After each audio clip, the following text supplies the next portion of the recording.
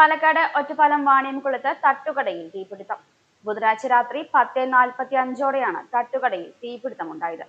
പാലക്കാട് കുളപ്പുള്ളി പാതയിലെ വാണിയംകുളം പഞ്ചായത്തിന് സമീപത്തുള്ള റോഡരികിലെ തട്ടുകടയ്ക്കാണ് തീപിടിച്ചത്.